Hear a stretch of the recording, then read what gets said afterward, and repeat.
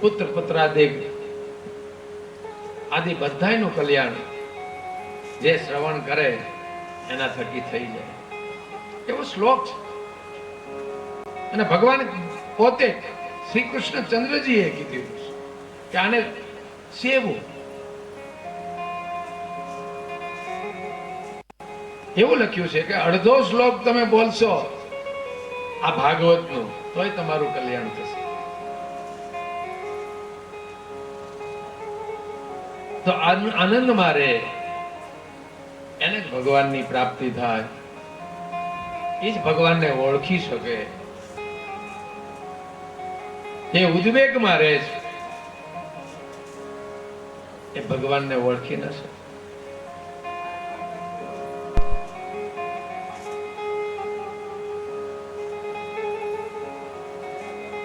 તાપત્રય એટલે કે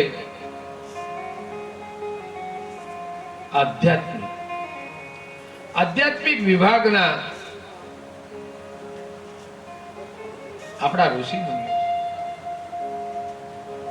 ઋષિ મુનિઓએ આધ્યાત્મિક રસ્તો બતાવ્યો છે, આધ્યાત્મિક સાધન એક બતાવ્યું છે. આપણા ઋષિ મુનિઓની પ્રતાપે એ આધ્યાત્મિક બળ એ શાસ્ત્રો દ્વારા આપણને પ્રાપ્ત થયું.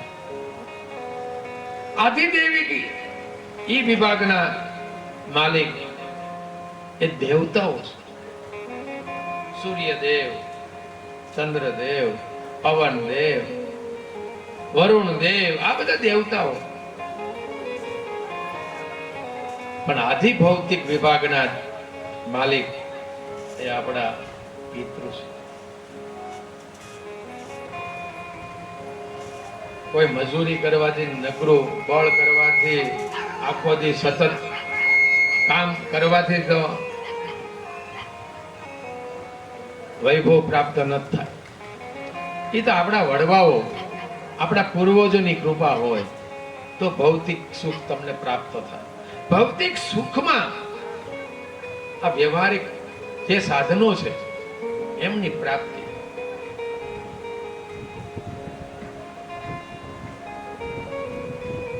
પણ એ પ્રાપ્તિ દ્વારા પણ વિવેક ન રહે તો એ દોષ પ્રગટાવે. એટલે આધિ ભૌતિક એના માલિક, એના વિભાગના દેવતા એ પિતૃદેવ છે. જે પિતૃને રાજી કરે છે એને આધિ ભૌતિક નું સુખ મળે છે. જે પિતૃની યાદે કરતા નથી એને ક્યારેય આધિ ભૌતિકના સુખ એને પ્રાપ્ત થતા નથી. પૂર્વજોની યાદ કરીએ યથા સમયે તો આપણા પિતૃદેવ બહુ રાજી થાય. જેનું શરીર, જેના થકી આપણને પ્રાપ્ત થયું છે, આપણને આપણું શરીર, એના માલિક દેવ એ આપણા વડવાઓ છે, આપણા પૂર્વજો છે. આ ત્રાપત્ર વિનાશાય, એના જે આપણને દોષ લાગે છે એ દોષને ભગવાન હરી લે છે. જે પિતૃના શરણે રહે છે એને ધીમે ધીમે બધા દેવતાઓની કૃપા એને પ્રાપ્ત થવા લાગે છે.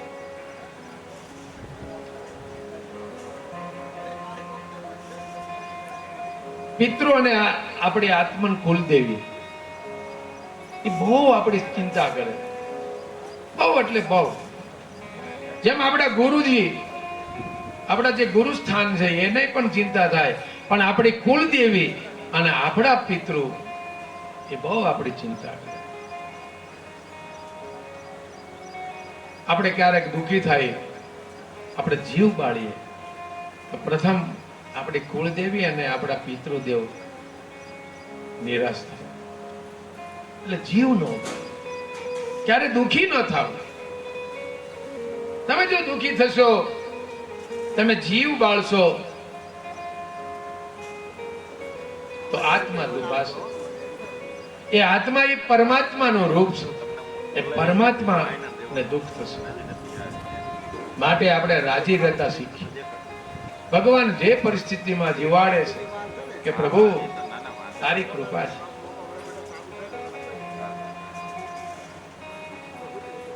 માટે મનને મજબૂત કરીને આ આધ્યાત્મિક, આધિદૈવિક અને આધિભૌતિકને આપણે સમજીને આ વિભાગના બધા હંમેશા યાદ કરીએ. ઋષિઓની પરમ કૃપા એટલે આધ્યાત્મિકતા આપણામાં પ્રગટે. દેવતાઓની કૃપાથી આધિદૈવિક શક્તિ પ્રગટે અને પિતૃઓની કૃપાથી આધિભૌતિકતા આપણામાં પ્રગટે. તો જીવન ધીમે ધીમે દિવ્ય બનવા બને, શરીર દિવ્ય બને. જેનું શરીર દિવ્ય હોય એને પછી ક્યાંય દોષો દેખાય નહીં. એટલે પ્રથમ શ્લોકમાં સચ્ચિદાનંદ રૂપાય વિશ્વોત્પત્યાદિ હેતવે તાપત્રય વિનાશાય શ્રી કૃષ્ણાય વયં. ત્યાર પછી બીજા શ્લોકમાં સુજી મહારાજે મંગલાચરણ કર્યું છે. યમ પ્રવજંત મનુપેતમાત્પેત કૃત્યમ. સુખદેવજી મહારાજને યાદ કર્યા છે, એને કઈ કરવાનું બાકી નથી. જેને કઈ કશું કરવાનું જ રહેતું નથી એવા સુખદેવજી મહારાજ વ્યાસ પુત્રનું એનું ધ્યાન કર્યું છે. આને પછી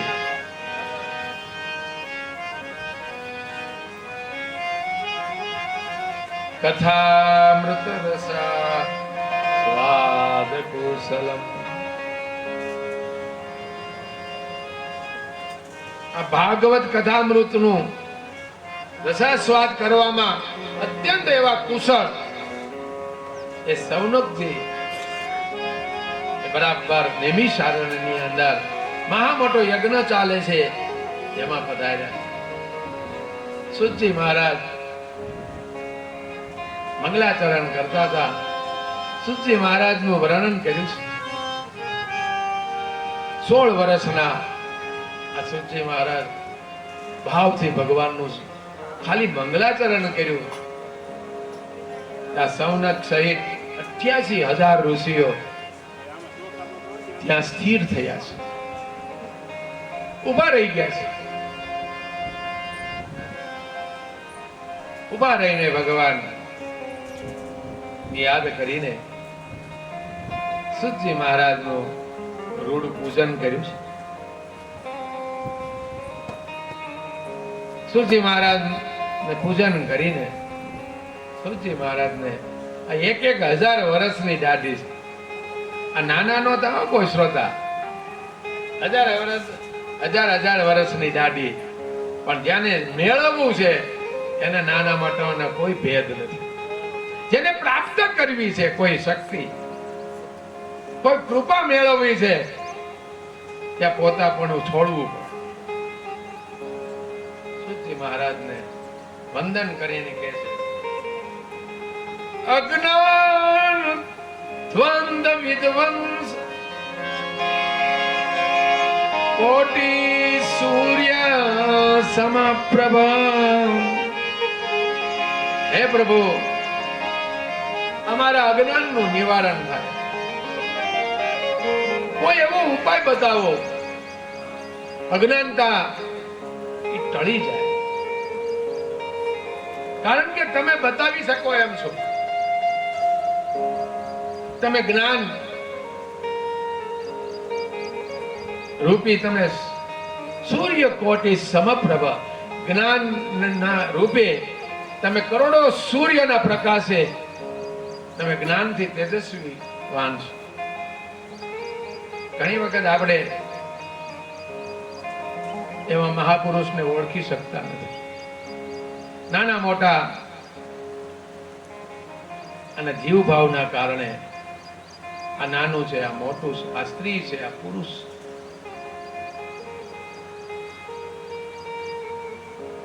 પણ આને ઓળખી લીધા. સૌનક આદિ 88,000 ઋષિએ એમને એમ કીધું કે તમે તો કરોડો સૂર્યના તેજ સમાન તમારામાં જ્ઞાન પ્રકાશિત છે, તો અમને એક એવું કિરણ અમારા હૃદયને મોકલો જેથી કરીને અજ્ઞાનતા નો વિધ્વંસ થાય, જ્ઞાનનો ઉદય થઈ જાય. અને બીજું સુતાખ્યાહી કથાસારમ,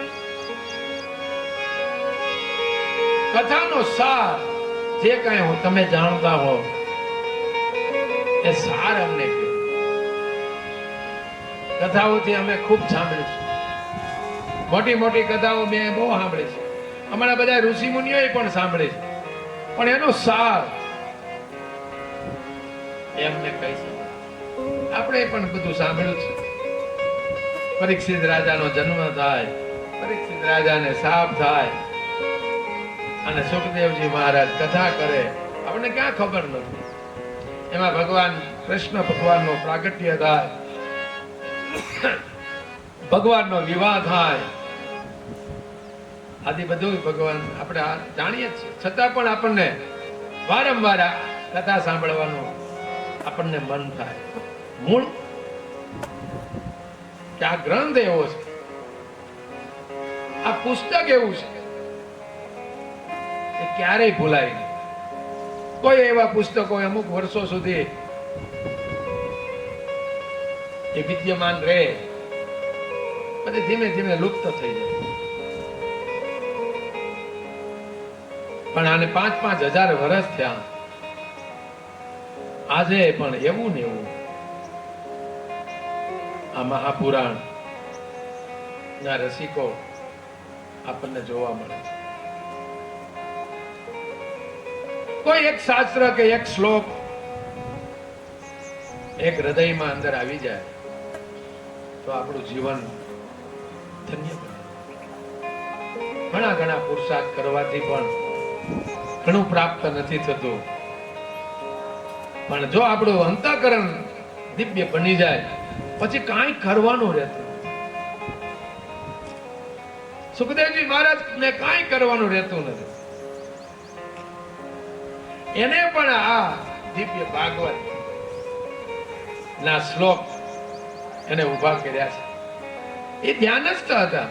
પોતાના પિતા એને એ બેટા એ પુત્ર તન્મય હતા, પુત્રના ભાવે એને બોલાવે છે. ત્યારે પોતે કાંઈ બોલતા નથી, પ્રકૃતિ બોલે, વૃક્ષો બોલે, લતાઓ બોલે, સાવધાન કરે. એવું આ પવિત્ર આ સુખદેવજી મહારાજનું જીવન, એને પણ આ ભાગવતના શ્લોકો અને ખેંચી લાવે છે. સુજી મહારાજ કહે છે આ એવા મહાપુરુષનું મેં ધ્યાન કર્યું છે કે આ ભાગવત ગ્રંથથી પોતાના પિતા અને પુત્રનું મિલન થાય છે. આ પહેલી ફળશ્રુતિ છે.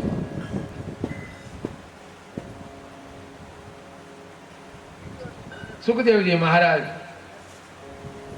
જન્મની નાળ હજી તૂટી નહોતી તોય નીકળી જાય એવું બતાવ્યું છે.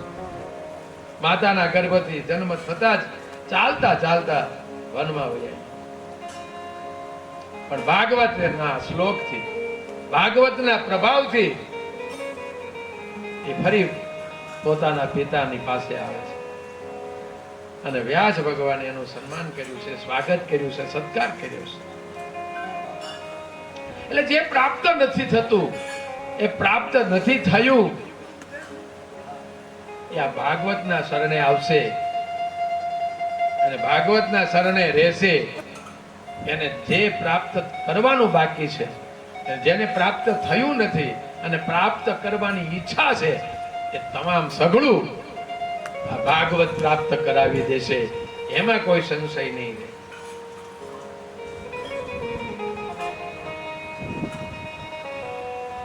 બીજો પ્રશ્ન કરે છે, ભક્તિ જ્ઞાન વૈરાગ્ય તો વિવેકો વર્ધતે. ભક્તિ જ્ઞાન અને વૈરાગ્ય એ કઈ રીતે પુષ્ટ થાય, કઈ રીતે મજબૂત બને, એના કોઈ ઉપાય હોય? હે સુતજી મહારાજ અમને કહી શકો. સાથે સાથે એવું કીધું, માયા મોહ નિરાસસ્ય વૈષ્ણવે ક્રિયતે કથમ. આ વૈષ્ણવે આ માયા અને મોહમાંથી કઈ રીતે મુક્ત થવાય એના પણ ઉપાયો બતાવો. શું કામ? બહુ સરસ સૌનકજીએ કીધું. કારણ કે હવે જે કળિયુગ આવે છે એ કળિયુગમાં બહુ તકલીફ પડશે, દુખી દુખી થઈ જશે જીવ. યહ ઘોર કલો કાયો જીવશ્ચાસુરતાં ગતા કલેશાક્રાંતસ્ય તસ્યૈવ ઓદને કીપરા. કલેશમાં આક્રાંત થઈને જીવ દુખી દુખી રહે છે, ક્લેશમાં હંમેશા ઘેરાયેલો રહેશે, એ કાંઈ કરી નહીં શકે. તો એનું કલ્યાણ કઈ રીતે થાય, એના કોઈ ઉપાયો હોય તો બતાવો.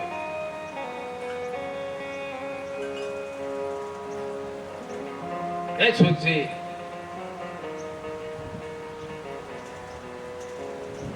એવું કોઈ સાધન બતાવો જે પવિત્ર હોય અને એ પવિત્રને પણ પવિત્ર કરનારું. એવું કોઈ સાધન હોય તો બતાવો.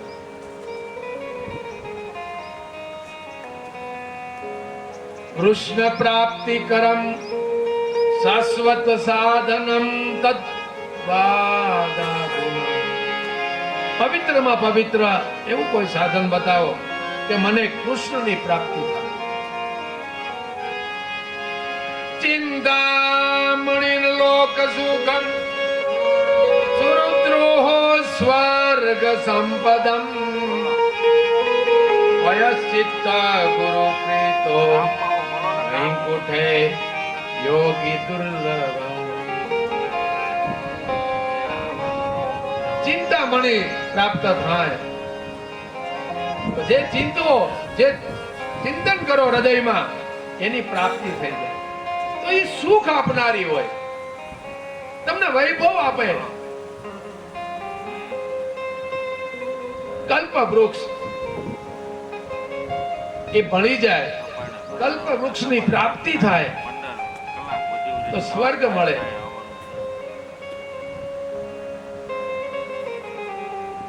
પરંતુ જો આપ જેવા ગુરુદેવ પ્રસન્ન થઈ જાય તો આ જીવનમાં જે દુર્લભ છે એ ભગવાનનું નિત્ય વૈકુંઠ ધામ પ્રાપ્ત થઈ જાય. ત્યારે આપણને આનંદ થવો જોઈએ કે આ ભાગવત એ બધું મળી જાય તોય પણ ગુરુ વગર વૈકુંઠની પ્રાપ્તિ ન થાય. એટલે ગુરુનું મહિમા ગાયો છે. આખો સુધારો રે ગુરુજી મારો, આવે ગુરુજી મારો, આવે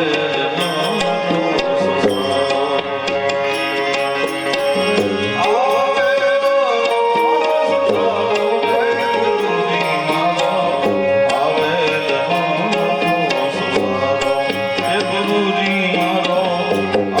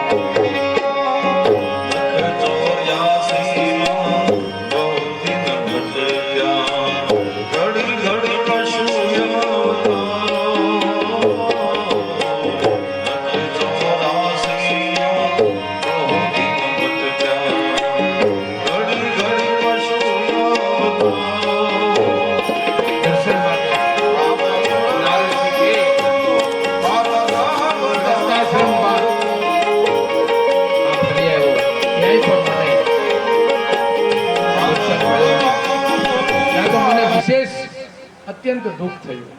શું કામ દુઃખ થયું? તરુણી પ્રભુતા ગ્રહે શ્યાલકો બુદ્ધિદાયક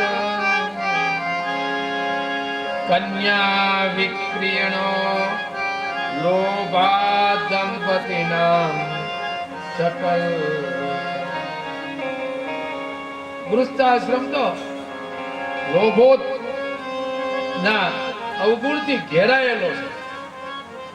ગૃહસ્થાશ્રમમાં લોભ પ્રધાન છે. કે લોભના કારણે પોતાની કન્યા નો વિક્રય એટલે કે કન્યાઓને એટલે કે પોતાની દીકરીઓને પણ વેચે છે. એટલા બધા લોભી જીવ. ત્યાં હું સત્સંગ હોય અને ત્યાં સ્ત્રીઓનું જ બળ. તરુણી પ્રભુતા, દીકરાને પરણાવ્યો, હો આવી સાસુમાને કે હવે જાઓ ભજન કરવા. લાવો હવે કેદુનો તમે અહીંયા મોટો જોડો લઈને ફરો છો. આ વ્યાસ નારદજીએ એ વખતે 5000 વર્ષ પહેલા દર્શન કરેલું. આજે છે એ નવાઈની વાત નથી, એવું શીખવે છે. આ કલિપ ના પ્રધાન આ બધા ધર્મો છે. દરેક ધર્મ દરેક યુગમાં અલગ અલગ હોય. ભગવાન રામ ત્રેતા યુગમાં જન્મ્યા ત્યારે મર્યાદા હતી એટલે મર્યાદા પુરુષોત્તમ થયા. ભગવાન દ્વાપરમાં કૃષ્ણ ભગવાન અવતર્યા ત્યારે લીલા ધર્મ મહત્વનો હતો એટલે ભગવાન લીલા પુરુષોત્તમ તરીકે ખ્યાતિ પામ્યા. દરેક ધર્મ દરેક યુગનો એ તો રહેવાનો છે, કેમ કે ભગવાનના આશીર્વાદથી એ ધર્મ પાળે છે. જે માણસ દારૂ, મટન, વ્યભિચાર, જુગાર અને સુવર્ણની લાલસા આ જો છોડે, મનો મન ત્યાગ કરે, એને કળિયુગ સતાવે નહીં. આ 5 સ્થાન એવા છે, પણ ઈ જ આપણને કનડે. 4 એક તો આશા અને તૃષ્ણા 4 પ્રકારની, એમાં 3 તો પ્રધાન છે. પેલી વેલી લોકેશન. લોકો મને શું કહે છે, લોકો મને શું માને, આ કેવનાથી જ હંમેશા માણસ માન અપમાનના કારણે દુખી રહે છે. જ્યાં સુધી તમે દુખી છો ત્યાં સુધી પરમાનંદ સ્વરૂપ પરમાત્માના દર્શન ન થઈ શકે. દુખી હોય એટલે જીવ બાળવાનો છે. એ જીવ એ પરમાત્માનું રૂપ છે અને પરમાત્મા એ જ આનંદ છે. તો લોકેશના પહેલું વહેલું એ તૃષ્ણા પરેશાન કરે છે. પુત્રેષણા, વિતેષણા.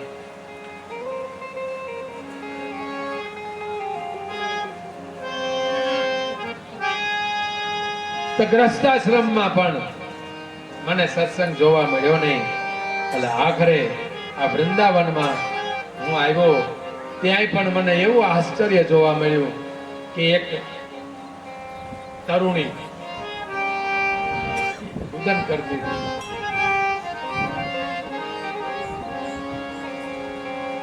એ રુદન સાંભળીને મને બહુ દયા આવી. મને એમ થયું કે શું, કેમ આ રુદન કરે છે. ઈચ્છા થઈ કે લેન હું જાઉં, પણ વિચાર્યું કે આ તો બધો સ્ત્રીઓનું વૃંદ છે, આ બધી સ્ત્રીઓ છે, હું તો સાધુ છું, મારે કઈ ત્યાં જવાની જરૂર નથી. દૂરથી જોયું છે, ખૂબ દયા આવી છે. બીજાના દુઃખે દુઃખી થવું એ જ સાચી આપણને એ રીતિ છે. જે દયાવાન છે એ પ્રભુના વાલો છે.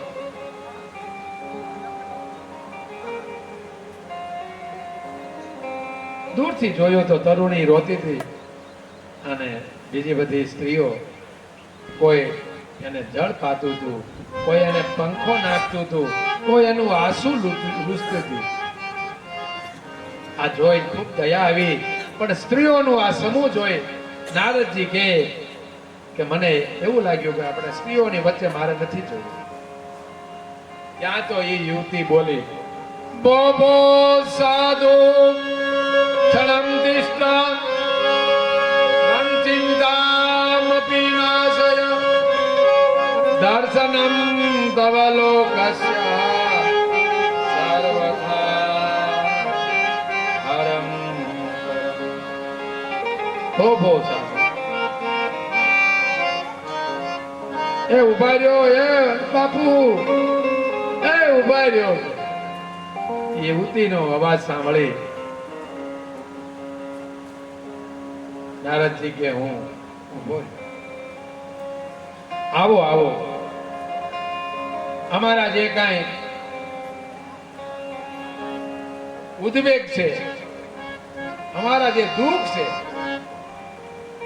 એ દૂર કરો.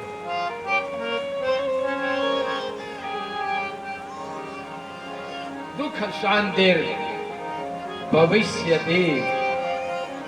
આ દુઃખમાંથી દૂર કરી અમને શાંતિની પ્રાપ્તિ કરાવો. અને ભાગ્ય હોય ત્યારે જ સાધુના દર્શન થાય. ભવતો દર્શનમ તદા. ભાગ્યનો ઉદય થાય, અનુકૂળ ભાગ્ય બને ત્યારે જ આવા સંત સાધુનું મિલન થાય.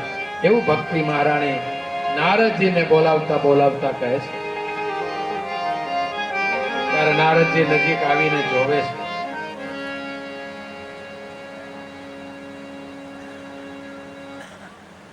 કાશિતમ કાવિમો ચેમાનાર્ય કાહ પદ્મલોચના. પદ્મ કહેતા કમળ, પદ્મલોચના એટલે કમળ જેવી આંખો ધરાવતી હે યુવાન સ્ત્રી, તમે શેનાથી દુઃખી છો? વદદેવી સવિસ્તારમ સ્વસ્ય દુઃખસ્ય કારણમ.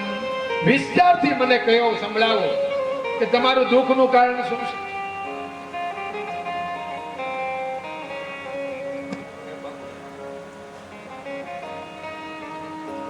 ત્યારે યુવતી બોલે છે, બાલો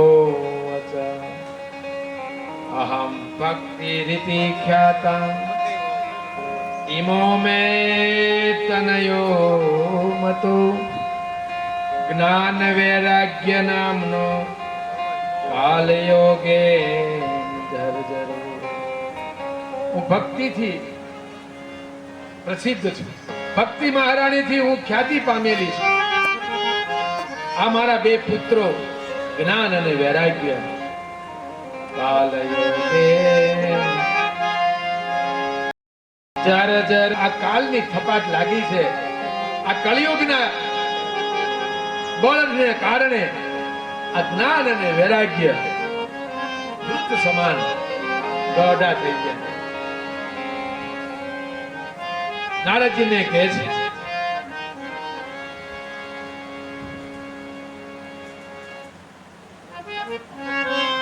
મારો જન્મ તો દ્રવિડ લોકમાં થયેલો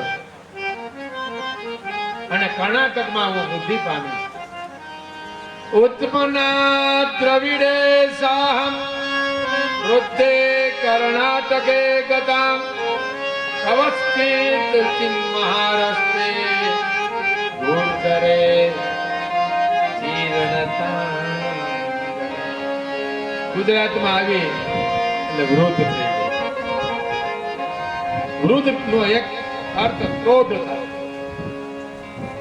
પ્રૌઢ કહેતા પૂર્ણ. એ પોતાના અનુભવથી એ પૂર્ણ બનેલો હોય, વાંચ્યા વગરનો, નિશાળે ગયા વગરનો જે પૂર્ણ બને એને પ્રૌઢ કહેવાય. તો ગુજરાતમાં ભક્તિ અનુભવી બની ગઈ.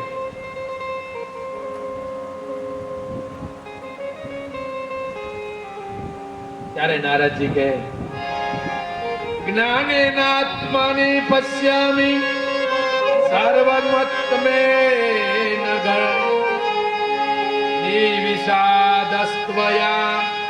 કાર્યો હરિ સતમ તે કરસ્યતિ. તમે દુખી ન થાવ,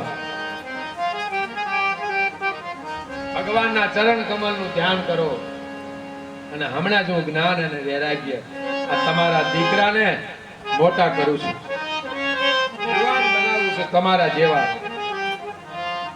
એટલે નારદજીએ પ્રથમ વેદની ઋચાઓનું ગાન કર્યું છે અને ગાન કરતા કરતા કહે અરે વૈરાગ્ય જાગો, અરે જ્ઞાન તમે જાગો. પણ આંખો ખોલે પણ ઊભા ન થાય.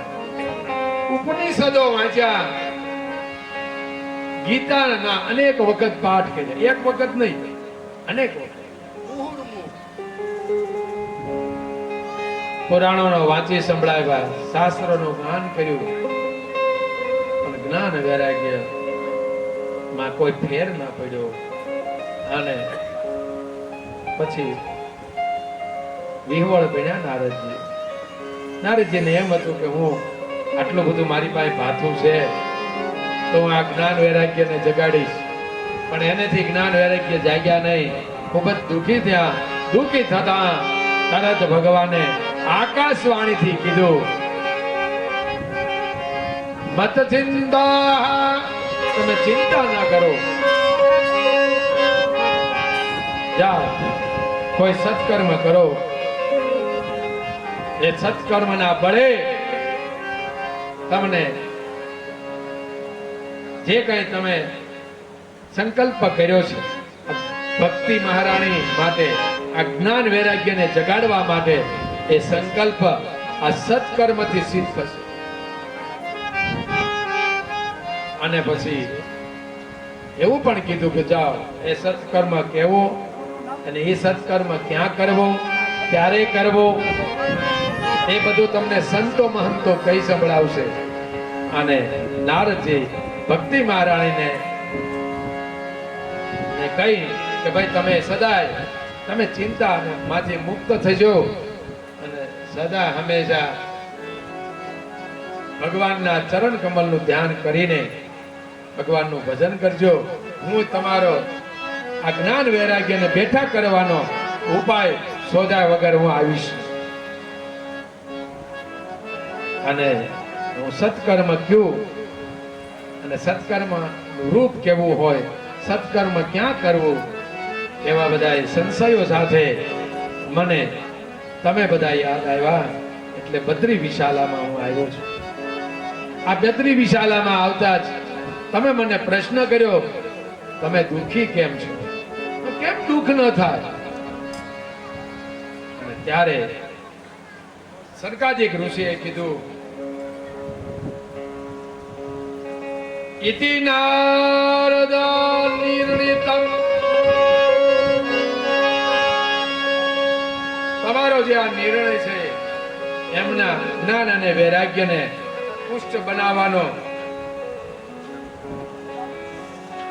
એ હમણાં જ તમને કહી સંભળાવું. માટે તમે ચિંતામાંથી મુક્ત થાઓ. મા ચિંતામ કુરુ દેવર્ષે હર્ષ ચિત્તે સમાવ ઉપાય સુખા સાધ્યોત્ર વર્તતે પૂર્વાય વહી. તમે હર્ષિત બનો, ચિંતામાંથી મુક્ત થાઓ, ચિંતાથી જીવ બાળોમાં તમે આનંદમાં રહ્યો.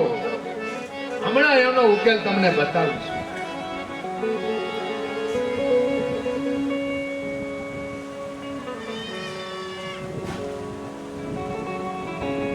સત્કર્મ સૂચકો જ્ઞાન યજ્ઞ સ્મૃતો બુદ્ધે શ્રીમદ ભાગવતાલાપ.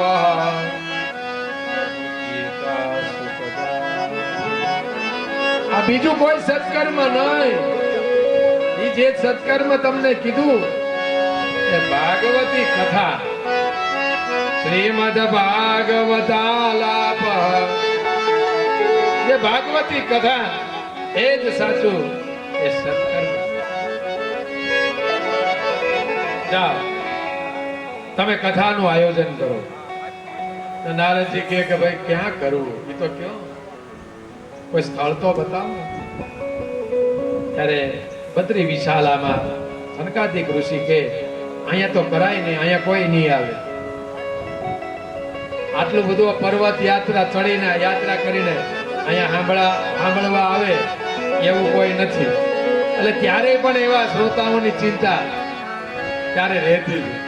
આપણે કેમ અહીંયા છે કે થોડુંક ગામથી દૂર છે, અહીંયા કોઈ નહીં આવે. જે માયલો જાગી ગયો છે જેને, એ જ અહીંયા સાંભળશે. જેને ભગવાનની કૃપા થઈ છે એને જ આ ભાગવત રૂપી જ્ઞાન માં ડૂબકી મારવાની પ્રાપ્તિ થશે. એ વખતે પણ સ્થળ, સ્થિતિ અને સમય એ બધો જોવાતો હતો. અને આખરે સનકાદિક ઋષિએ કીધું જાઓ હરિદ્વારમાં ગંગા કિનારે આનંદ નામનો ઘાટ છે, ત્યાં બધી આયોજન કરો. ચાર એવી વ્યાસપીઠ મંગાવજો અને પછી વ્યાસપીઠ ઉપર અમે ચારેય ભાઈઓ આ ભાગવત રૂપી શાસ્ત્ર કઈ સંભળાવશું. અને ચારે વ્યાસપીઠ ગોઠવાણી છે અને ભાગવત ની જ્ઞાન રૂપી ગંગા વેવડાવવા માટે ચારેય ભાઈઓનું આવાહન કર્યું છે. સનકાદિક ઋષિ ચારેય ભાઈઓ આ હરિદ્વાર આ આનંદ ઘાટે પ્રગટ થયા છે. ચારેયની પૂજન અર્ચન કરીને વિધિપૂર્વક પૂજન અર્ચન કર્યું અને એક એક વ્યાસપીઠ ઉપર વિરાજમાન કર્યા. અને વ્યાસનું પૂજન કરીને અને આપણે ફરી કથા શ્રવણ જ્યારે સનકાદિક કરશે ત્યાંથી આપણે હવે પછીના સત્રમાં એ કથાનું શ્રવણ કરશું. આજની આ કથા વિરામ આપીએ એ પહેલા ઘડી બે ઘડી શ્રીમન નારાયણ નારાયણ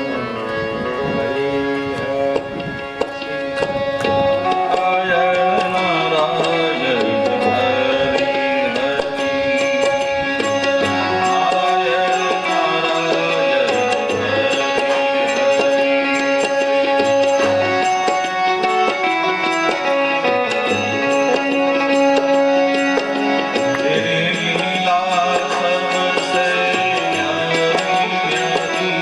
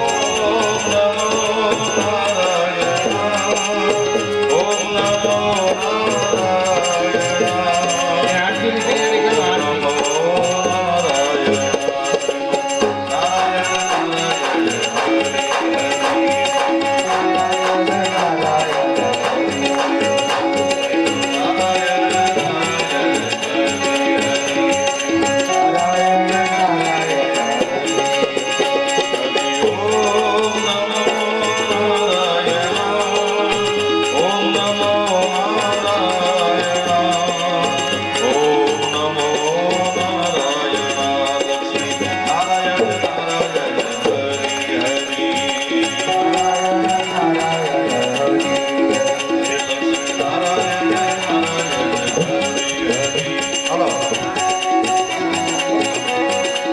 લક્ષ્મી નારાયણ નારાયણ વિરામ પછી વિરામ.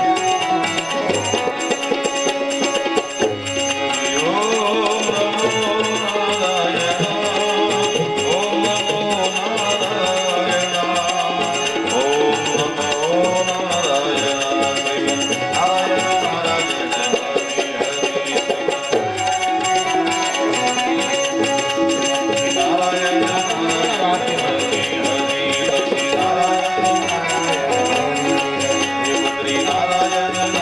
ખડી ગયો વિરામ આપી દો કથા. બોલો હરિ હરિ બોલો હરિ હરિ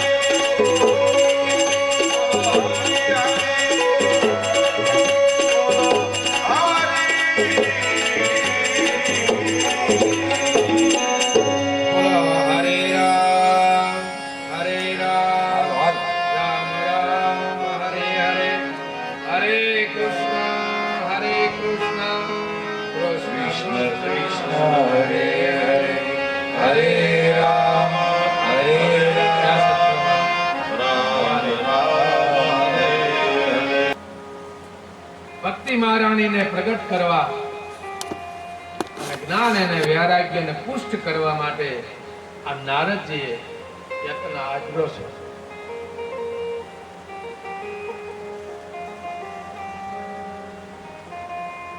સનકાદિક ઋષિ ગંગા કિનારે પધારતા વિધિવત પૂજન અર્ચન કરીને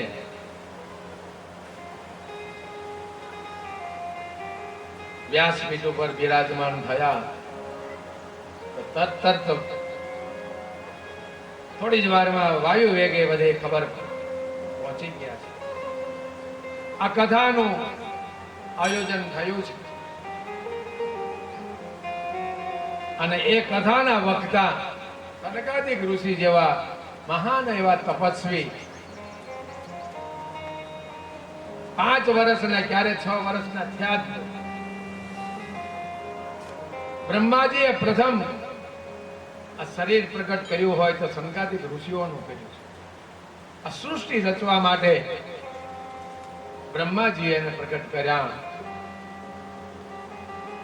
પણ સનકાદિક ઋષિએ તપસ્યા માંગી પણ સૃષ્ટિમાં અને રસ ન હતો. જાઓ તમે 5 વર્ષના જ રહેજો. અને એને જરૂર જ હતી મોહ માયા અને કંદડે ને, એટલા માટે એને ક્યારેય વૃદ્ધિ ઈચ્છી. આ સનકાદિક ઋષિઓ પુરાણને જ્યારે વ્યક્ત કરવાના છે, ભગવાનની લીલા, વાસુદેવ પરમ તપ, શ્રી કૃષ્ણની ભક્તિ એ મહાન મોટું તપ છે. વાસુદેવ પરમ તપ, વાસુદેવ પરમ જ્ઞાન. શિવ તો જ્ઞાનના દાતા છે, પણ શ્રી કૃષ્ણની ભક્તિ એ પરમ જ્ઞાન છે. જ્ઞાનની અનુભૂતિ થયા પછી આ પ્રકૃતિ છે એ પ્રકૃતિના બળે આપણામાં બ્રહ્મ જ્ઞાન પ્રગટ થવા માંડે. બુદ્ધિ દ્વારા આ પ્રકૃતિ કામ કરે છે. પ્રકૃતિ 3 પ્રકારની: સત્વ ગુણી, રજો ગુણી અને તમો ગુણી. ઘણા સત્વ ગુણી હોય, ઘણા તમો ગુણી હોય, ઘણા રજો ગુણી હોય. ભગવાન સદાશિવ પણ ઘણી વખત તમસના કારણે એનું તપ વિચલિત થાય ત્યારે ભગવાન શ્રી કૃષ્ણને એક વખતની આ કથા છે મહાત્મયમાં. અત્યારે જે મહાત્મય ચાલે છે એ પદ્મ પુરાણનો છે. આ ભાગવત એવો ગ્રંથ છે, એના પોતાના ગ્રંથનું પોતે એ ગ્રંથનો મહાત્મય નથી લખ્યું. કે જે ગ્રંથ તમે ખોલો એનું મહાત્મા એ જ ગ્રંથનું હોય. ભાગવતનું તો ભાગવતનું મહાત્મા હોવું જોઈએ ને. શિવ પુરાણ હોય તો શિવ પુરાણમાં જ એનું મહાત્મય હોય. પણ આ એવો ગ્રંથ છે, આનું મહાત્મય લખનાર પદ્મ પુરાણ. ઘણા બધા એવા સિદ્ધાંતો, ઘણી એવી વસ્તુઓ, ઘણા પદાર્થો, આ વૃક્ષ, વેલાઓ, પત્તાઓ, એમાં જે ચમત્કાર છે એ ચમત્કારના વર્ણન કરનારો એક ગ્રંથ એ પદ્મ પુરાણ. તુલસી જ્યારે સુકાય અને પછી જે ડાળી, અને એ ડાળીથી તમે જો દીપનું પ્રાગટ્ય કરો, એક દીપનું પ્રાગટ્ય કરવાથી 1 કરોડ દીપ દાનનું પુણ્ય મળે, એવું પદ્મ પુરાણમાં લખ્યું છે. એવા કેટલાય ચમત્કાર બતાવ્યા છે, પણ આપણામાં એ શ્રદ્ધા નથી. તો શ્રી કૃષ્ણ પરમો ધર્મ, એટલે કે વાસુદેવો પરમો ધર્મ.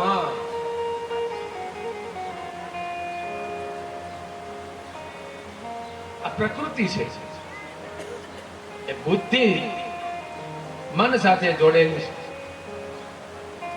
બુદ્ધિ મન વગર રહી ન શકે.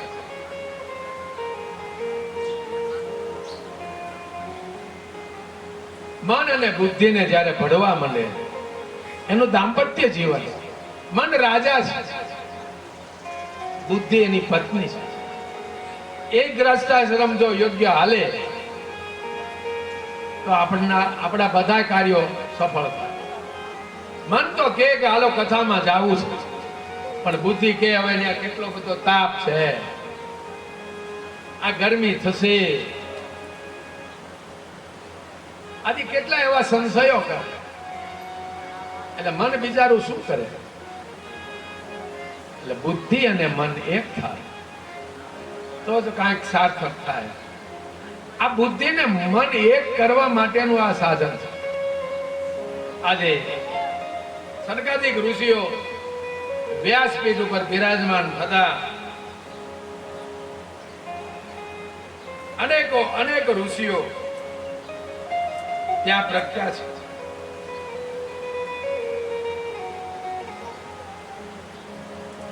ભૃગુર વસિષ્ઠયશ્ચૈવ નશ્ચ ગૌતમો મેધાતિથિર્દેવલ દેવરાતો રામસ તથા ગાધીસુત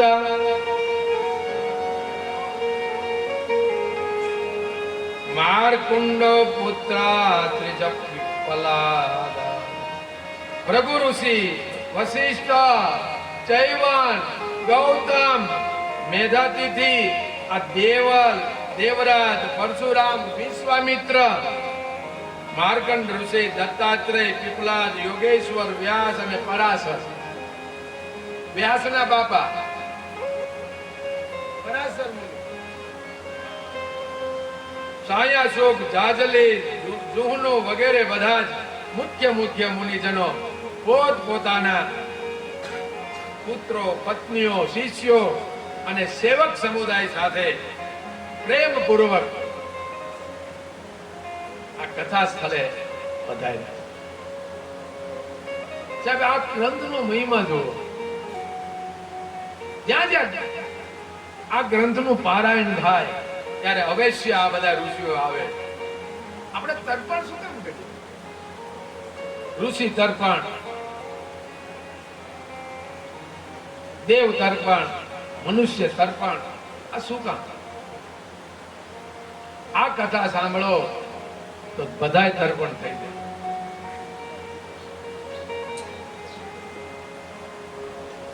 બધાએ પોતપોતાના સામર્થ્ય મુજબ વ્યાસ ઉપર, ગાદી ઉપર બિરાજમાન સનકાદિક ઋષિની પૂજન અર્ચન કરી, પ્રદક્ષિણા કરીને, અમે કઈ જાણતા નથી એવા ભાવ રાખીને, બિલકુલ શ્રવણ નો રસ પ્રગટ કરીને, પૂર્ણ શ્રોતા બનીને કથા સાંભળવા માટે સૌ બિરાજમાન થયા. આપણે કાંઈક જાણીએ છીએ, આપણે કાંઈક છીએ, એના મદના કારણે આપણે કાંઈ સાંભળી શકતા નથી. આ તો મને ખબર છે. એટલે ભાઈ ખબર એ તને અધૂરી ખબર છે, પૂરી ખબર નથી. અને ખબર હોય તો પણ તું અત્યારે સાંભળવા બેઠો.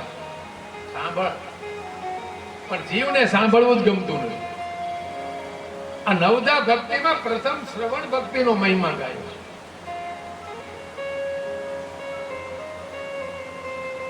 એટલે શ્રવણ નો મહિમા ખૂબ જ છે. એ શ્રવણ કરતા શીખીએ.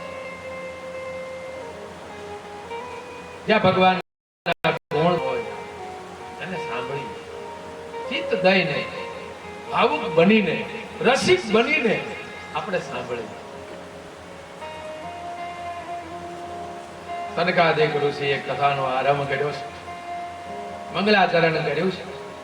આપણે પણ કોઈ પણ આરંભ કરીએ તો હંમેશા રોજ મંગલાચરણ કરવું છે. મંગલાચરણ એટલે તમને ગમતું કોઈ એવું જે ઉત્તમ આચરણ કરતું કોઈ પણ સ્વરૂપ જે તમને ઉત્તમ લાગે એને યાદ કરો એટલે મંગલાચરણ. એટલે કે કાંઈ પણ કામ કરવા તમે નીકળો હૃદયમાં એનું મંગલાચરણ કરીએ. જો તમારું કામ બહુ સારી રીતે સફળ થશે. મંગલાચરણ કરીને અને કહે છે કે એક વખતની વાત કરું કે આ ગ્રંથ એવો છે, પુણ્યશાળી તો કરે જ. આ ગ્રંથની છત્ર છાયા પાસે આવશે, એની છત્ર છાયામાં રહેશે તો પાપી પણ તરી જશે. અને કથાની શરૂઆત કરી છે. તુંગભદ્રા નામની પવિત્ર નદી ખળખળ વહે છે. એ નગરી એટલી સુંદર છે, એની આસપાસનું વાતાવરણ એટલું સુંદર છે. એવા પર્વતો છે, પર્વતોમાં એવા વૃક્ષો, લતાઓ અને સરસ એવું સુંદર ભક્તિમય વાતાવરણ માં એક આ નદી કિનારે એક સરસ મજાની નગરી. અને એ નગરીમાં આત્મદેવ નામનો બ્રાહ્મણ વસે. આત્મરામમાં હંમેશા રમણ કરનારો આત્મદેવ. ભગવાનની બે સ્વરૂપ, ભગવાનના બે સ્વરૂપો, એક આત્મરામ અને એક આત્મકામ. ભગવાનને લીલામૃત અને લીલા કરતા, પાંડવો સાથે મંત્રણા કરતા, પોતાના બાળકો સાથે વિહાર કરતા, ગોપીઓને આનંદ કરતા જોવા હોય તો આત્મકામ. ભગવાન આત્મકામ સ્વરૂપે પ્રગટ થાય. પણ કાંઈ નથી કરવું, ભગવાનનું ભજન જ કરવું છે. જેને એને કોઈ હર્ષ કે શોખ એને સતાવતા નથી, એવા જ ભજનાનંદી છે. એ આત્મરામમાં રમણ કરે છે.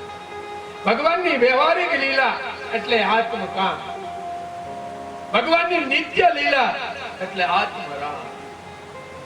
વ્યવહારિક લીલાથી આપણને થોડોક સંતોષ થાય કે ભગવાન પોતાના બાળકો સાથે રમત રમતા હોય એવું જોવું ગમે.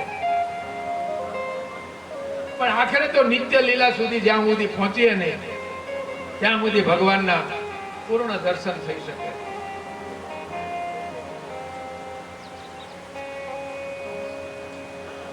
એટલે હર્ષ અને શોક એ પણ દ્વંદ છે, સુખ અને દુઃખ એ પણ દ્વંદ છે.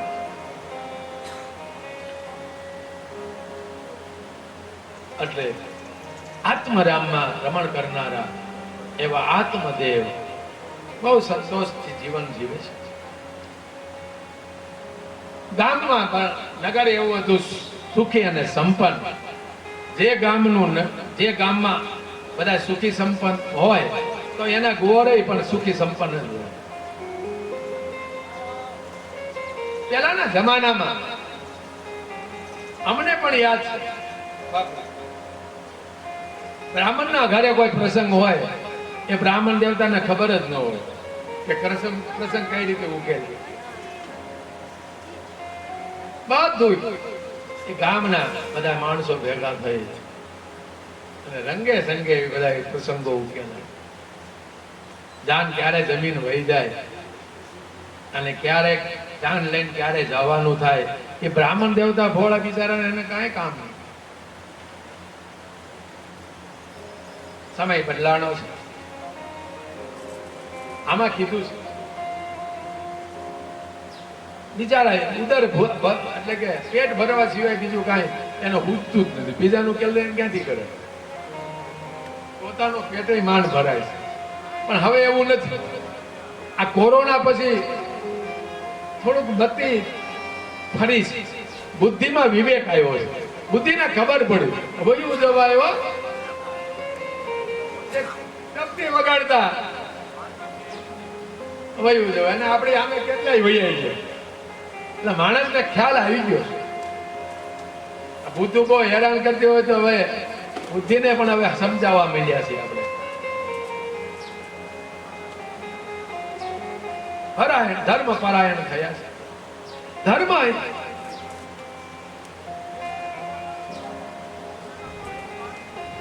એ આપણને આપણું અંતઃકરણ મજબૂત બનાવે. આ બ્રાહ્મણ દેવા અત્યંત સંતોષી હતા. કોઈ પણ પ્રકારે કોઈ આશા કે તૃષ્ણાથી પીડાતા નહીં, ઉદ્વેગી નહોતા. અને જે ગામમાં બ્રાહ્મણ સંતોષથી રહેતો હોય એ ગામ હંમેશા સુખી રહે. આ આશીર્વાદ છે. બ્રાહ્મણ એક અગ્નિનું પુંજ છે, ભગવાનનું મોક્ષ. મા બાપ પછી બ્રાહ્મણનું સ્થાન આવે છે, પુરોહિતનું, આચાર્યનું. અને આ ત્રણ સ્વરૂપ એવા છે એને ક્યારે તિરસ્કાર ન કરો. તમારી પાસે એવી કોઈ બુદ્ધિ નથી કે તમે એને સાચા ખોટા સાબિત કરી શકો. જે કઈ છે તે એનો તિરસ્કાર ન થાય એટલી કાળજી રાખી. એનો ઉપયોગી એને ઉપયોગી થાવ કે ન થાવ, પણ એની નિંદા ન થઈ જાય, એનો તિરસ્કાર ન થઈ જાય એટલું તો આપણે યાદ રાખીએ. માતા પિતા અને આચાર્ય એટલે કે બ્રાહ્મણ આ તુંગભદ્રા નદી કિનારે આત્મદેવ સંતોષ જીવન નિર્વાહ કરે છે. પણ એની પત્ની હતી, સુંદરી હતી, પણ કર્કશ હતી.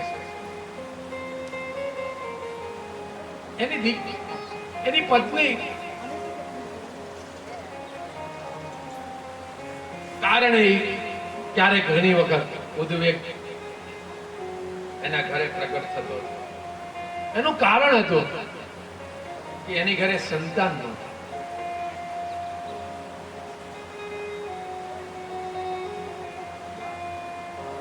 એક દિવસ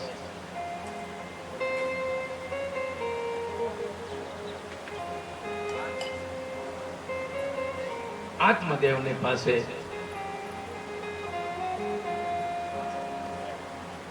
એમની પત્ની આવી. એની પત્નીનું નામ ધૂંધુલી હતું. આત્મદેવ એ આત્મા, આત્મ સ્વરૂપ, અને ધૂંધુલી એટલે બુદ્ધિ. એ બુદ્ધિ કેવી હતી? ધૂંધુલી. સ્પષ્ટ સાથે એ બુદ્ધિ વ્યવહાર કરતી નહીં. ધૂંધળા પણ આપણે ઘણી વખત ઓલો મેઘરવો હોય કે ઝાકળ હોય ત્યારે આમ ધૂંધળું લાગે, કળાય નહીં કોઈ વસ્તુ શું છે એમ, કાંઈક છે ખરું એમ કે સ્પષ્ટ ન થાય. એવી આ બુદ્ધિ સ્પષ્ટ ન થાય. એવી આ સ્વભાવ વાળી, કર્કશ સ્વભાવ વાળી બાધુકડી બાજા જ કરે, બાજા જ. અને યાદ રાખો સાહેબ, જ્યાં પતિ પત્ની ઝઘડા કરતા હોય ત્યાં શાંતિ ન હોય, અનેક પ્રકારની અશાંતિ હોય. માટે કરીને દાંપત્ય જીવન જે કઈ આપણને મળ્યું છે એને સ્વીકારીએ. દુઃખી થવાય તો ઘડીક હરિનામનું સ્મરણ કરી લઈએ, ભગવાનનું ભજન કરી લઈએ. અને બહુ છતાં હેરાન કરે તો ભજન થોડુંક જીભેથી બોલીએ, હરિનારાયણ હરિનારાયણ હરિનારાયણ. એટલે ઓલી વાતતી હોય તો શાંત થઈ જાય. અને એ પોતે હરિનારાયણ હરિનારાયણ કરવા માંડે, એ ખબર ન રહે. બંને બાજુ બંને પક્ષે જતું કરીએ. આ સંસારમાં તો ભગવાન જેવા ભગવાનને પણ જસ મેળવામાં બહુ તકલીફ પડી. ભગવાનની પણ ક્યાં ભૂલો નથી કાઢી આપણે ક્યાં ભગવાનને જતા કર્યા. ભગવાનને આપણે કીધું કે આ તમારે આવું ન કરાય, આવી રીતે વાલીને મારી નખાય. કાંઈ કારણ કરું, તમારી યારે કઈ બતોબત આવ્યો તો, કઈ ફાયદો તો.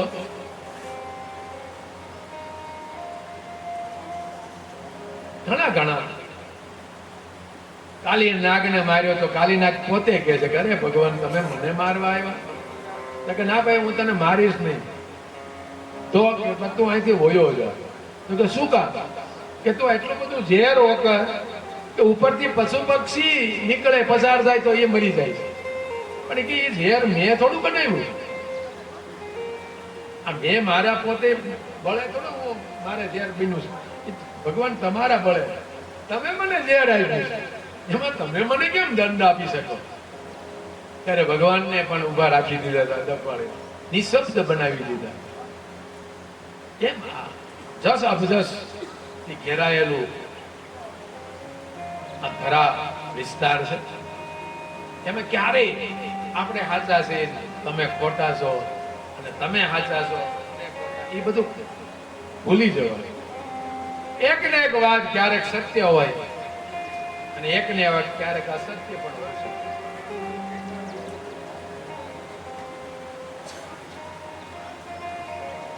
ધૂંધુલી કે જાઓ તમે ખૂબ તપસ્યા કરો છો, તમને તપ કરતા આવડે છે. તમારા તપેથી તમારા તપના કારણે આપણો વૈભવ અને ભંડાર બધા રિદ્ધિ અને સિદ્ધિની કૃપા છે. રિદ્ધિ કહેતા ઐશ્વર્ય,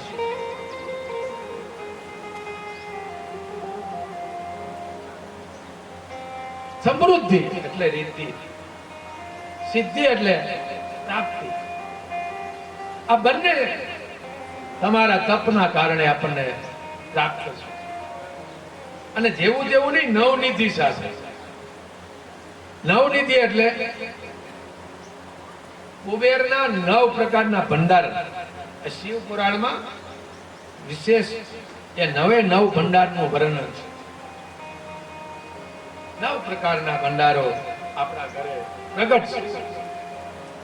પણ એક શેર માટેની પુત્ર જાવ તપસ્યા કરો. અને ગાંડી હવે આપણે ઉંમર તો જો, અવસ્થા છેલ્લી ચાલે છે. તારો આ મોહ ખોટો છે.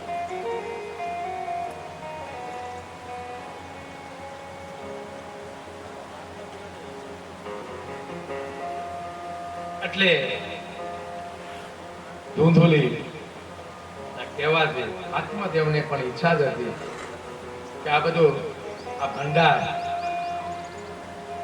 કોણ વાપરશે?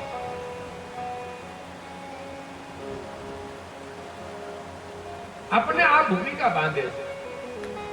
ત્યારે મારું ગણીને તમે જયારે જીવન જીવો ત્યારે આ બધી ચિંતા થાય. ત્યાં કોણ વાપરશે, ક્યાં ખર્ચ છે, કઈ રીતે વપરાશે? ભાઈ આ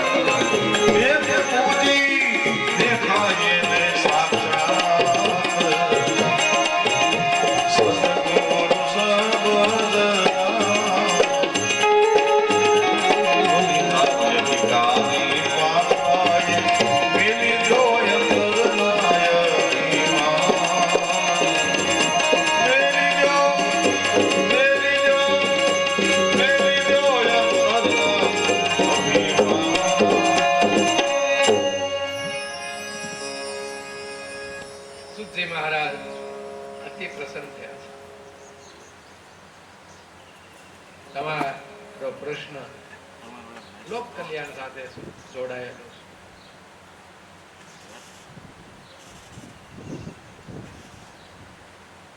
અરે સોનકજી, તમને હું એવું એક સાધન બતાવીશ,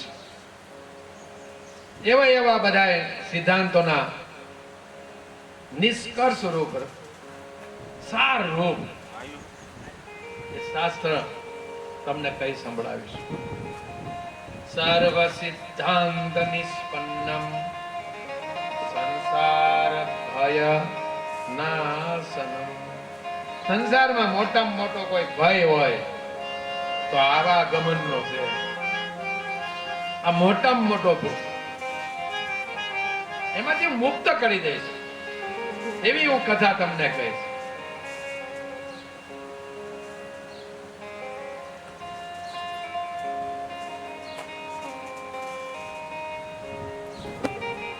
ભક્ત્યો વર્ધનમ.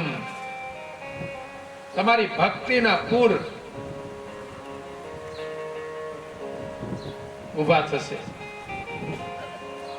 અત્યારે તમારી ભક્તિ વહે પણ ભક્તિમાં પૂર આવે એવું શાસ્ત્ર હું તમને કઈ સંભળાવીશ. સુજી કહે છે, કાલ વ્યાલ મુખગ્રસ્ત ત્રાસ નિર્વાણ સહેતવે શ્રીમદ ભાગવતમ શાસ્ત્રમ કલો હીરેણ ભાષિતમ. કલિયુગના શરૂઆતમાં જ કાલરૂપી સર્પ ના મુખથી બચવા માટે પ્રથમ પરીક્ષિત રાજાને આ કથા સંભળાવી છે.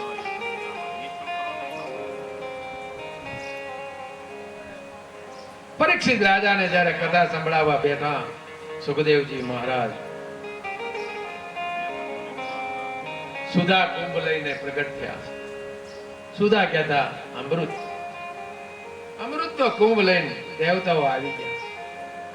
સુજી મહારાજને કહે છે કે લ્યો, સુખદેવજી મહારાજને કહે લ્યો અમૃતનું કુંભ, આ સ્વર્ગનું અમૃત, આ તમારા જે શ્રોતા છે એને જે મૃત્યુનો ભય એને સતાવે છે એને પાઈ દો, એને મૃત્યુ નહીં થાય.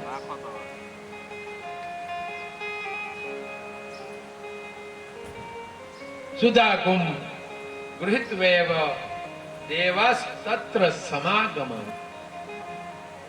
અમને આ દેવતાઓને દુર્લભ એવી આ કથા અમને કઈ સંભળાવે. આલ્યો અમૃત લઈ લે. સુખદેવજી મહારાજે પણ થોડી વાર માટે પરીક્ષિતની સામે જોયું. તારું કઈ મન ઓગળ્યું નથી ને? તારો ભાવ આમાં વયો નથી ગયો ને અમર થવાનો? તો હું શાસ્ત્ર ગાઈશ તો એનું કઈ મતલબ નહીં રહે, એની પ્રાપ્તિ નહીં થાય. સદગુરુ ભગવાને પહેલા દિવસે જ કીધું, ભાવ સાથે બધું કરજો. ભાવ વગરનું બધું નિર્થક કાંઈ કામમાં નહીં આવે. કથા શ્રવણ પણ ભાવથી કરજો. અહીંયા આવ્યા છો તો કાંઈક મેળવો, અને મેળવવા માટે આપણે ક્યાં કઈ મજૂરી કરવી? અહીંયા ક્યાં આપણે ત્રિકમ લઈને ખાડો ખોદવો છે? એક માત્ર ભાવ આપવાનો છે, માત્ર ચિત્ત ચોટાડવાની વાત છે. કઈ મજૂરી કરવાનું કહેતા હોય ગુરુજી તો આપણને થોડું કષ્ટ પડે, પણ કાંઈ કરવાનું નથી. ખાલી ભાવને પ્રગટ કરવાનો છે. ભાવ તો ભોળાનાથનો. ભોળાનાથ બેઠા છે, માં જગદંબા, માં પાર્વતી એ શ્રવણની ઈચ્છા કરવા માટે રામ કથા મને સંભળાવો એવા ભાવ સાથે. અને જ્યારે માતાજી સન્મુખ બેઠી તો ભગવાન ભોળાનાથ કેવા રાજી રાજી થયા. અહીંયા અત્યારે કથા શ્રવણ કરવી કોઈને ગમતી નથી. આપણે આમાં ગોદાવરીમાં ઓછા છે સત્સંગીઓ, કે સાંભળવું કોઈને ગમતું નથી. શ્રવણ ભક્તિમાં, નવધા ભક્તિમાં પ્રથમ શ્રવણ ભક્તિ છે. જેને સાંભળવું ગમે છે, એ સાંભળવાની આવડત એની પાસે છે, તો જ પોતાને કંઈક મેળવી શકશે પોતાના કલ્યાણ માટે. પણ સાંભળવું જ નથી કોઈ. સંભળાવવું છે.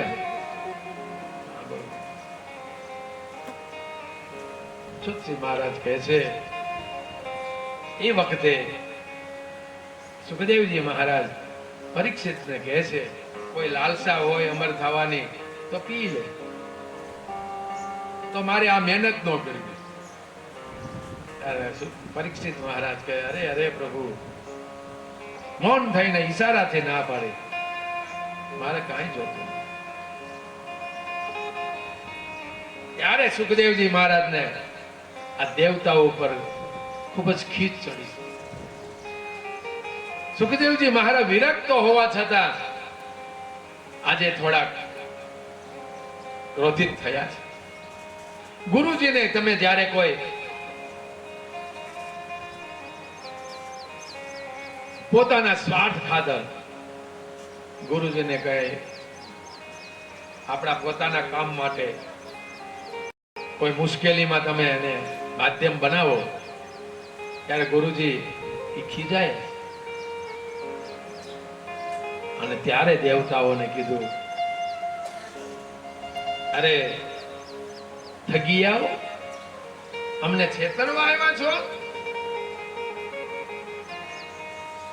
અમે વેપારી છીએ કે લ્યો આ સુધા, લ્યો અમૃત ને અમને આ કથા રસાસ્વાદ આપો. અને કદાચ આવ્યા હોય તો કઈક સમાન હોય, તેલની સામે બીજું કઈ તેલ જેટલું કિંમતી કોઈ વસ્તુ હોય તો એ વિનિમય ચલાવી લઈએ. પણ તેલના ડબ્બાને જગ્યાએ પાણીનો ડબ્બો ભરીને આવે તો એ તો ઠગ્યો જ કહેવાય ને.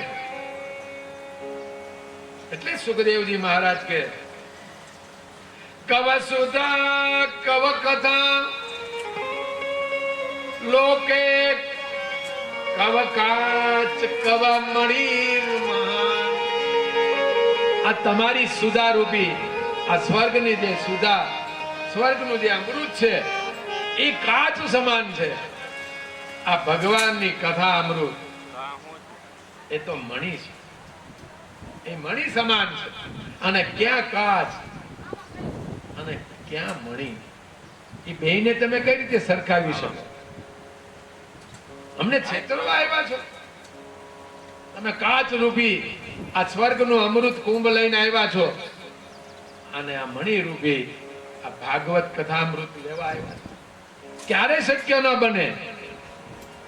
બ્રહ્મરાતો વિચાર્યેવમ તથા દેવાં સંજય. હે ઠગિયાઓ, દેવતાઓ, અહીંથી ભાગો.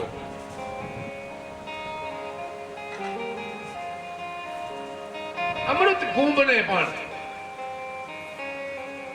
આ ભાગવત રૂપિયા જ્ઞાન, આ કથા અમૃત એ સ્વર્ગના અમૃત કરતા પણ વિશેષ પદ આપ્યું છે. આવું આ દિવ્ય શાસ્ત્ર એ પણ કોઈને સાંભળવું અત્યારે ગમતું નથી. દેવતાઓ માટે પણ આ દુર્લભ છે. ભાગવતની કથા એ દેવતાઓ આવ્યા વગર રહે નહીં. એટલે આપણે વિધિવત સ્થાપન કરીએ છીએ, પૂજન કરીએ છીએ કે દેવતાઓ વિઘ્ન ન નાખે અને ભલે સાંભળે. સુખદેવજી મહારાજ કદાચ ન સંભળાવવા માંગતા હોય, પણ આપણે તો કઈ સુખદેવજી જેટલું તપ નથી. એટલે આપણે એનું આવાહન કરીએ છીએ, વિધિવત સ્થાપન કર્યું છે. પગે લાગવા જજો. તમારામાં સામર્થ્ય હોય તો પગે લાગતા લાગતા તમારી લક્ષ્મીને પણ ત્યાં વ્યક્ત કરજો. ભગવાને આપેલું હોય તો આપતો જાજે, દીધું હોય તો દેતો જાજે. ભગવાન જ્યારે અનુકૂળ ભાગ્યોદય હોય આપણો, ત્યારે વાપરજો. પ્રભુ પ્રતિકૂળ ભાગ્યોદય થશે ત્યારે આંસુડા જ વહેશે. સામર્થ્ય 10 ની હોય તો 10 ને આપો. તે તમારા 10 નું સામર્થ્ય 100 સુધી પહોંચાડે જો તમે આપશો તો. એ ભગવાનની આ હિસાબ છે. પણ આપણી પાસે 10 નું સામર્થ્ય હોય ને રૂપિયો આપીએ તો ભગવાન પછી હેઠો ઉતરતો જાય. 10 માંથી 5 રૂપિયાનું જ સામર્થ્ય રહેવા દે. આપો જ્યાં સત્કર્મ હોય થતું હોય ત્યાં આપો. ભાગ્ય જ્યારે ભગવાને આપ્યું હોય તો સુકાળાઈ હાડ પાડોશીના બાળને મોઢે તો કંઈક મુઠ્ઠી ચણ નાખતો જાજે. આપ્યું હોય તો આપતો જાજે, દીધું હોય તો દેતો જાજે. આપ્યું હોય તો આપતો જાજે. પોતાના પરિવારમાં આપણા ભાઈ, આપણી બહેનો દીકરીઓ, એનું હર હંમેશ એમનું સામર્થ્ય મજબૂત બને એની પણ પહેલા ચિંતા કરવી જોઈએ. ઘરની ઘંટી આટો એટલે એવું ન બને. એટલે બધે રાજનું સરખું રાખો. આપતા શીખીએ. ભગવાને આપ્યો એનો ઉપયોગ કરો. ભગવાન વધારતો જશે. ભગવાનની કૃપાથી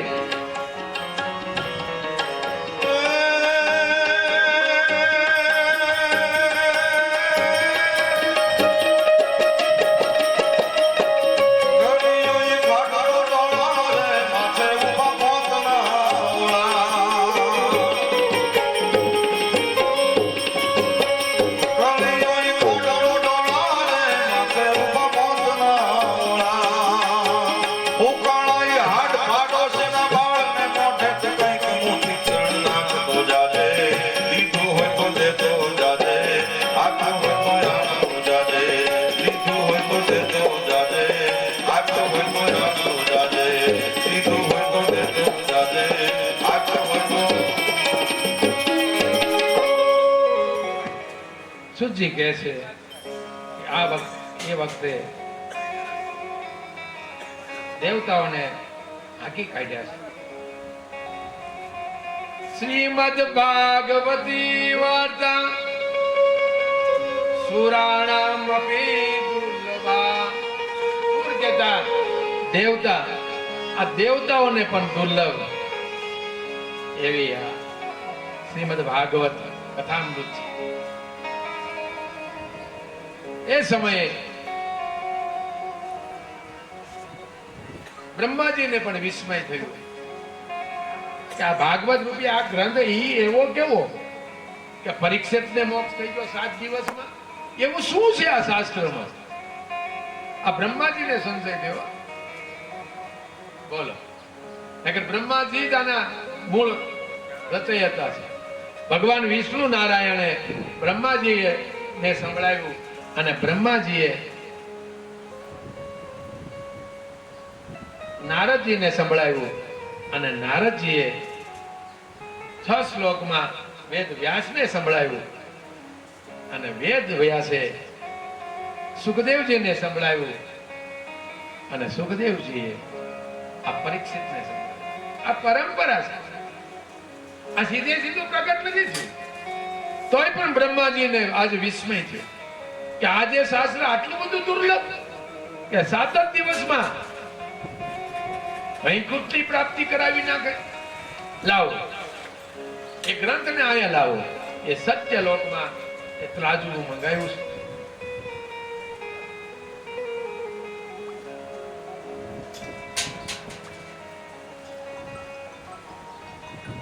અને બધા સાધનો મૂક્યા છે એક બાજુ અને એક બાજુ માત્ર શ્રીમદ ભાગવત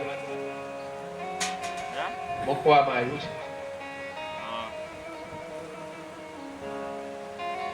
અને બધા કરતા ભારે આ પલડું ભાગવતનું જ રહ્યું છે.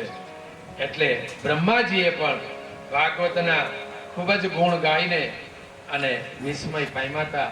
એનું સમાધાન થયું છે.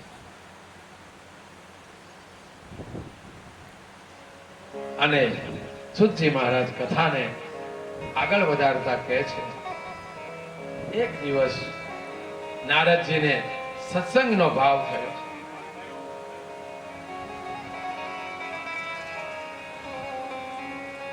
મારે રૂડો સત્સંગ કરવો હતો એટલે નારદજી કે હું ધરાતલ ઉપર ગયો, ધરાતલ ઉપર આવ્યો છું અને હરિદ્વાર, કુરુક્ષેત્ર આદિ બધા મોટા મોટા તીર્થ સ્થાનો ઉપર જઈ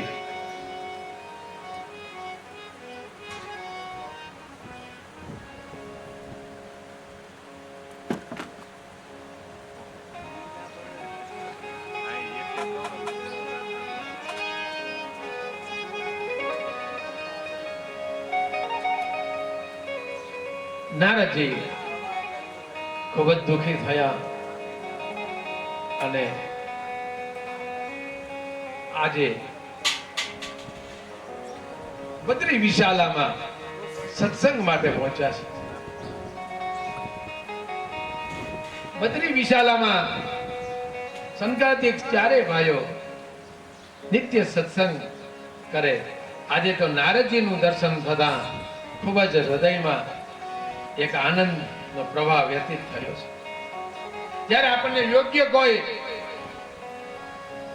સત્સંગી મળી જાય તો અનેરો આનંદ મળે.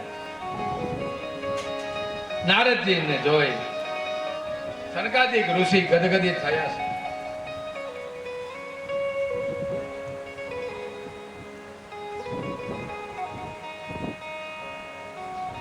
એકદા હિ વિશાલાયામ ચત્વાર ઋષયો મલાહ સત્સંગાર્થ સમાયાતા તત્ર સુસ્તત્ર નારદ. એને એવું દ્રશ્ય જોયું કે નારદજી હાલ્યા આવે. એને એવું જોયું કે આજ તો રૂડો સત્સંગ થશે અને આજે ભગવાનના ગુણ ગાશું. થોડાક હરખાણા છે પણ જ્યાં નારદજી નજીક આવ્યા ત્યારે સનકાદિક ઋષિએ શું જોયું? કથમ બ્રહ્મ દિન્ન મુખ કોટિ ચિંતાતુરો ભવ ત્વરિત ગમ્યતે કુત્તા કુતશ્ચાગમનમ ઇદાનીમ શૂન્ય ચિત્તોસી ગતવિતો યથા જન તવેજ મુક્તા સંગસ્ય મોચિતમ સદકારણમ.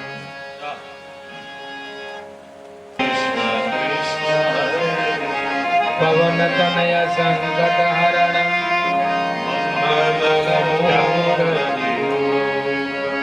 રામ લખન સીતા સહિત હૃદય વસો.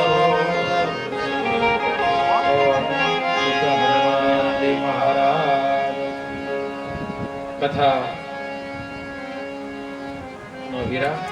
આજના આ પ્રથમ સત્રનો બરાબર 3:10 ફરી પાછો ભગવાનનું ગુણાનુવાદ સાથે જોડાયેલું, આ રસાસ્વાદ સાથે જોડાયેલું રસાસ્વાદને માણવા માટે આપણે ઉપસ્થિત થઈશું. ભક્તિ મહારાણીનું પ્રાગટ્ય થશે એટલે બહેનોએ ખાસ કરીને રાસ લેવાના થશે.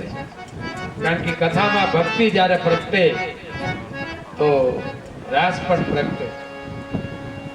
એ રાસ પ્રગટે એટલે જ ભગવાનને આનંદિત થઈ શકે, ભગવાન રાજી થઈ શકે. એટલે બીજા સત્રમાં રાસ માટે બહેનો થોડાક ઉત્સાહી બનજો, કેવું ન પડે. અને રાસ માટે તૈયાર થઈ જજો અને ભગવાનની કૃપા થઈ ભક્તિ મહારાણીના બધાએ સંદેહો પરિપૂર્ણ થશે અને એ રીતે કથા આગળ વધશે. અને અત્યારે વિરામ. બોલો રામચંદ્ર ભગવાન કી જય, બાલકૃષ્ણ લાલ કી જય, સદગુરુ ભગવાન કી જય, બોલો હનુમાન મહારાજ કી જય. હરિ ઓમ. પાર્વતી પદે હર હર મહાદેવ.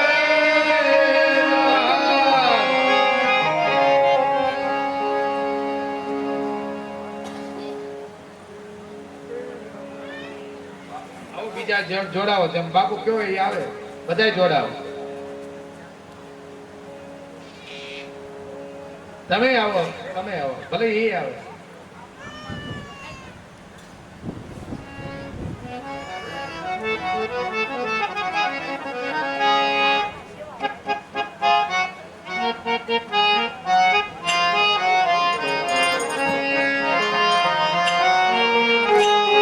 એ જગમગ દીવડિયા પ્રગટાવીતા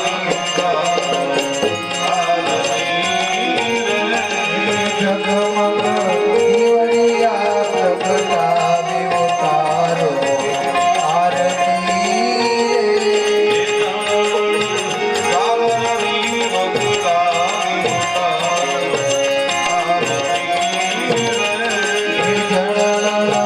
ઝાલરની વગડાવી ઉતારો આરતી જગમગ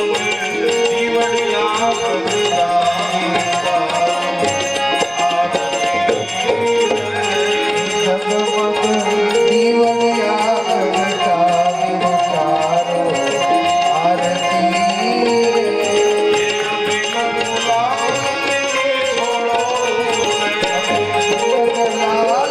છોરો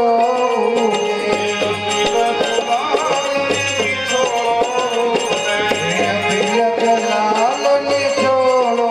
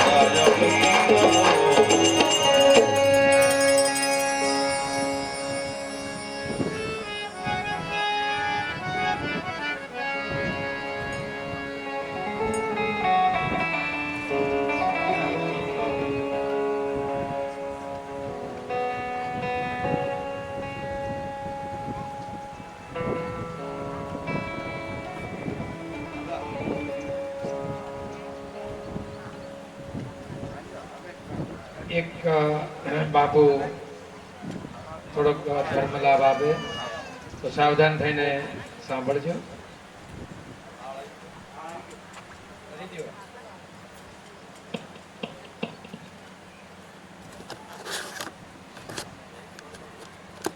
કાલે આપણે વાત થઈ બોલે જો કૃષ્ણ કનૈયા લાલ કી જય. આ જીવ છે ભૂલ થઈ જાય માફ કરજો. જીવને ભૂલ થાય શિવને ભૂલ ન. કાલે શિરવાણિયાના ભાઈ આપણે હું નામ શિરવાણિયાના ભાઈ નામ બોલું. વિષ્ણુપ્રસાદ ક્યાં ગયા? શું નામ છે? હા ભીરાભાઈ નજરા સરે એટલે નામ યાદ આવી. પાણી તો એના તરફથી છે જ કાયમ 7 દિવસનું. છાશ પણ એ પૂરી પાડશે 7 દિવસ. અને 7 તારીખને તો એની રસોઈ છે. જેથી સંતો પધારે ને તેથી એને લાભ લીધો. આ ભગવાનની કૃપા હોય. બોલ કૃષ્ણ કનૈયા લાલ કી જય. આજે કુંવરજીભાઈ ફૂલજીભાઈ કાનેટિયા ભદ્રાવળી તરફથી 1011 રૂપિયા રોકડા બિલ બોલ કૃષ્ણ કનૈયા લાલ કી જય. હે બોલે આ તો આજમાં હોય તો લાવો લેવાય. ભાગ એટલે એ દાતા એના ઘરના ભાગ નથી લખતા હોય એ એવા નવરાય કર્મ ને આપીને ભાગ. જેવું કર્મ એવું ફળ અને ફળ એ પ્રમાણે ભાગ્ય બંધાય. વિધાતા એવા નવરા નથી ને ભાગ્ય તમારા લખી રાખે. કર્મ પ્રધાન વિશ્વ કરી રાખા રામાયણમાં તુલસીદાસજીએ મહાન સંત કહ્યું છે. આ જેવું કર્મ કરે ને એવું ફળ ભગવાન દેવા બંધાયેલો. તમે કઈ એની માસીના દીકરા નથી, હું કઈ એની ફઈનો દીકરો નથી. ભગવાનને દરેક જીવ હરખા. જેવું આ જીવનું કર્મ બાવળના પડિયા આવ્યો હોય તો કાંટા જ લાગે, પછી કેરીની આશા રાખો તો વાવો એવું લડો, કરો એવું પામો. કુદરતને ભગવાનને દરેક જીવ હરખા છે. કર્મ પ્રમાણે ફળ દેવા બંધાયેલો. આ જીવને કર્મ પ્રમાણે ફળ દેવા બંધાયેલો છે અને એ કોઈનો રાખે નહીં, સમજે. જેને જેને આ સેવામાં તન્મયતા બતાવી, સેવામાં તત્પર બન્યા, સેવા બજાવે છે, એને ભગવાન કૃષ્ણ એના ભંડાર ભરપૂર રાખે. એના બાળ બચ્ચાને એને જ્યાં કોઈ જે ડોક્ટરનો આંટો ન થાય. બોલો કૃષ્ણ કનૈયા લાલ કી. સદગુરુના વચનોમાં જો વિશ્વાસ રહે તો ક્યારેય આપણને કોઈ પરેશાની આવે જ નહીં. દવાખાનાનો આંટો ન આવે તો નો જ આવે, પણ વિશ્વાસ હોવો જોઈએ. તો ભાગ્ય અનુકૂળ હોય અને ભગવાને કાંઈક આપ્યું હોય તો ભાગવત ભગવાનને સાક્ષી રાખીને, જો સાક્ષી ઉત્તમ હોય ને તો કરેલા કાર્યની સિદ્ધિ મળ્યા વગર રહે ને.